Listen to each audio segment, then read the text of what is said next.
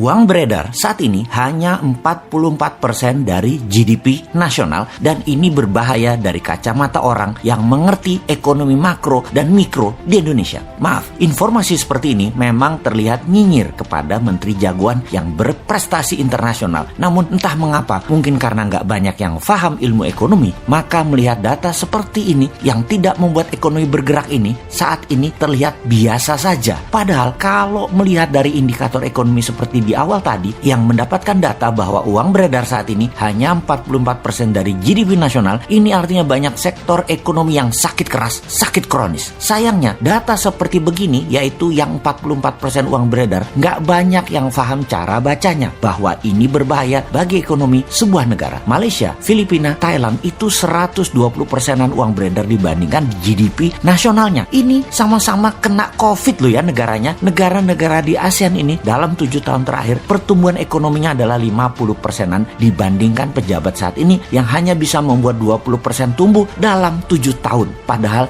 niat dan janji sucinya dulu 50%-an tumbuhnya dalam 7 tahun karena setiap tahun katanya ekonomi harus tumbuh 7%. Dan kalau semua itu tercapai tumbuhnya 50%-an. Ini harusnya ya 50%-an dalam 7 tahun. Ternyata tidak tercapai, hanya 20%. Dan untuk menutupi kegagalan tersebut, maka strategi yang dilakukan oleh yang katanya jago ekonomi dan keuangan negara tersebut yaitu menggunakan FDI, Foreign Direct Investment. Oke, bolehlah strateginya. Sekedar mengingatkan di mana nanti para Newmind kalau berkuasa beda strateginya. Pakai DDI, Domestic Direct Investment. Pakai kekuatan kita sendiri dalam negeri, anak bangsa. Saat ini oleh Old Mind, anak bangsa kekuatan sendiri tidak dipercaya. Bahkan 4L sering mengatakan Indonesia belum mampu, jadi perlu orang Tiongkok. Heran ya, kok anak bangsa diejek tapi oleh fansnya nggak ada yang mencela atau yang kecewa. Oh lupa, punya pasukan buzzer yang selalu meluruskan hal yang bengkok dengan narasi. Bener deh, sangat jelas kalau strategi sekarang adalah cinta asing. Karena itu dipilih investasi FDI. Sekali lagi, namanya juga keputusan orang populer. Semua dilakukan terlihat benar lah. Sampai suatu hari piring kalian kosong,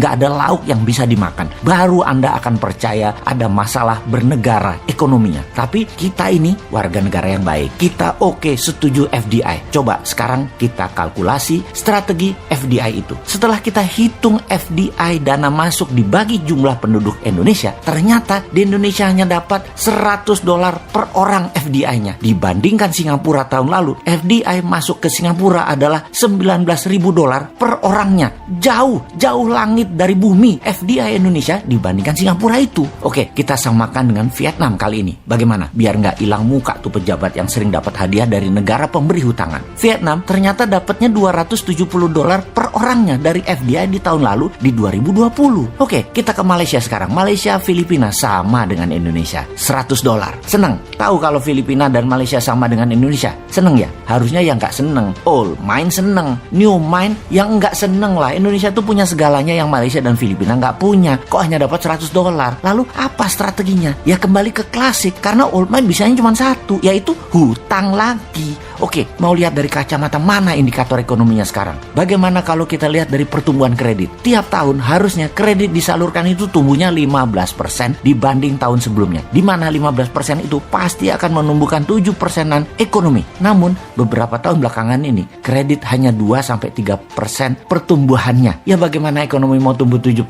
Gak ada likuiditas begitu. Bisa mikir gak sih ini pejabat yang berkuasa tentang ekonomi? Jadi wajar kan tumbuhnya tahun lalu minus 2%. Lalu kita sudah hampir 4 kuartal nih minus terus pertumbuhannya. Kita lihat deh di awal tahun 2021 ini deh. Minus apa plus? Kalau minus jadi 4 kali atau 4 kuartal. Ini menunjukkan kinerja ekonomi negatif. Bahaya ini kalau rakyat mulai lapar. Tapi jujur deh, saya menilai bagus banget narasi para buzzernya. Sehingga rakyat gak sadar ekonomi ke arah berbahaya. Keren buzzernya, keren, narasinya keren. Jadi bernegara pakai narasi ya baru kali ini. Kalau yang lain kan bernarasi pakai fakta dan pakai pertumbuhan ekonomi. Kalau sekarang pakai narasi, tapi narasinya emang keren. Asli nih, kalau ternyata sampai tahun 2021 akhir rakyat ekonominya makin berat, maka bisa-bisa pejabat populer tadi jadi nggak populer. Dan jangan sampai nengok semua ke bosman karena semua yang dikatakan bosman terlihat benar. Tar dulu, nggak benar juga bosman ini semua analisanya benar. Namun kalau utak-atik hitungan ekonomi rasanya jarang meleset. Lalu kalau sekali lagi sampai akhir 2021 ekonomi Indonesia masih minus, apa saran untuk mengatasi mengantisipasi hal ini, maka kaum new mind akan berkata, gampang, tahun 2022 pemilu dipercepat aja, nggak usah nunggu 2024. Piejal, setuju?